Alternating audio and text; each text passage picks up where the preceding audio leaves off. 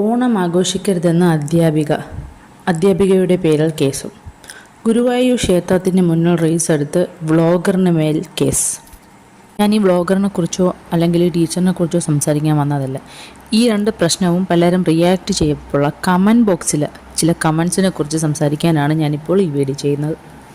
Jasmine Jafar എന്ന vlogger Guruvayur ക്ഷേത്രത്തിൽ കാല് നനച്ചതും വീഡിയോ എടുത്തതിൻ്റെയും പിന്നിൽ അവിടെ ശുദ്ധികലശം നടത്തിയതും അന്യമതസ്ഥരുടെ ആഘോഷമായ ഓണത്തിൽ നമ്മുടെ കുട്ടികളാരും പങ്കെടുക്കണ്ട എന്നുള്ള ടീച്ചറിൻ്റെ അഭിപ്രായവും തമ്മിൽ എന്ത് വ്യത്യാസമാണുള്ളത്?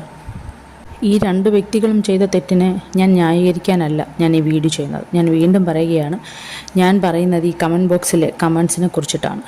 ഈ ടീച്ചറിൻ്റെ ഇഷ്യൂ വന്നപ്പോൾ കുട്ടികളെ മതപരമായി ടീച്ചർ മതം പഠിപ്പിക്കാനാണ്, അല്ലെങ്കിൽ ടീച്ചർ മതമായി വേർതിരിവ് കൊച്ചുകുട്ടികളിൽ അടിച്ചേൽപ്പിക്കാനൊക്കെ എന്ന് പറഞ്ഞിട്ട് ഒരുപാട് കമൻറ്റ്സ് ഞാൻ കണ്ടു. അപ്പോൾ ഈ ജാസ്മിൻ ജാഫറിൻ്റെയിലും ഈ ശുദ്ധികലശം നടത്തിയതിനെ സപ്പോർട്ട് ചെയ്തവരായിരുന്നു കമൻ്റ് ഇട്ടിട്ടുണ്ട്. അതായത് ഇവൾ ചെയ്ത തെറ്റാണ്, അന്യമതസ്ഥർക്ക് ഇറങ്ങില്ലെന്ന് അറിഞ്ഞൂടെ, ശുദ്ധികലശം ചെയ്തത് നന്നായി, ഇവളിൽ നിന്നും അതിൻ്റെ ചിലവ് വഹിക്കണമെന്നൊക്കെ പറഞ്ഞു.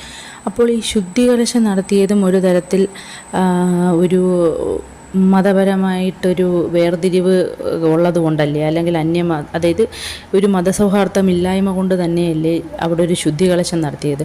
ജാസ്മിനെതിരെ കേസെടുത്ത്, അതായത് ഹൈക്കോടതി വിധി തെറ്റിച്ച് വീഡിയോ എടുത്തതിൽ കേസെടുക്കുന്നത് ഓക്കെ, അത് നിയമം തെറ്റിച്ചത് കൊണ്ടാണ്. പക്ഷേ ഈ ശുദ്ധികലശം എന്ന് പറയുമ്പോഴും ഈ മതങ്ങൾ തമ്മിലുള്ള ഒരു ചേർച്ചയില്ലായ്മ, അല്ലെങ്കിൽ മനുഷ്യരുടെ മനസ്സിൽ ഇപ്പോഴും മതങ്ങൾ രണ്ടാണ്, അല്ലെങ്കിൽ മതസൗഹാർദ്ദമില്ല എന്ന് കാണിക്കുന്നത് തന്നെയല്ലേ ഈ രണ്ട് ഇഷ്യൂ. ഒരിടത്ത് ഹിന്ദുവായ വ്ളോഗർ അമ്പലത്തിലിറങ്ങി അവിടെ അശുദ്ധമായി എന്നുള്ളത് കൊണ്ട് ശുദ്ധികലശം നടത്തുന്നു. അവിടെ എവിടെയാണ് മതസൗഹാർദ്ദം ഇരിക്കുന്നത്? അതിനെ സപ്പോർട്ട് ചെയ്തവരും എവിടെയാണ് മതങ്ങൾ ഒന്നാണെന്ന് പറയുന്നതെന്ന് എനിക്ക് മനസ്സിലാവുന്നില്ല. രണ്ട് മതം തന്നെയാണ് എന്നുള്ള വേർതിരിവ് ജനങ്ങൾക്കിടയിലുണ്ട്, മനുഷ്യനിടയിലുള്ളത് കൊണ്ട് തന്നെയാണ് ഈ ശുദ്ധികലശത്തിനെ പലരും സപ്പോർട്ട് ചെയ്തത്. പക്ഷേ അങ്ങനെ ഒരു ഇത് വരുമ്പോൾ ഈ ടീച്ചറിൻ്റെ സംഭവത്തിൽ എങ്ങനെയാണ് ഇത് ടീച്ചറിനെ കുറ്റപ്പെടുത്താൻ ഒരു അവസരമായി വന്നത്? ഞാൻ ടീച്ചറിനെ സപ്പോർട്ട് ചെയ്ത് സംസാരിക്കുന്നതല്ല, അവരങ്ങനെ ചെയ്യാൻ പാടില്ല, കുട്ടികൾക്കിടയിൽ അങ്ങനെ വളർത്താൻ പാടില്ല, അതായത് മതങ്ങൾ എല്ലാം ഒന്നുപോലെ പോകണമെന്ന് തന്നെയാണ് എൻ്റെ ആഗ്രഹം. പക്ഷേ ഈ രണ്ട് സംഭവത്തിലും രണ്ട് രീതിയിൽ അഭിപ്രായങ്ങൾ ജനങ്ങൾ കൈക്കൊണ്ടത് അത് തെറ്റല്ലേ?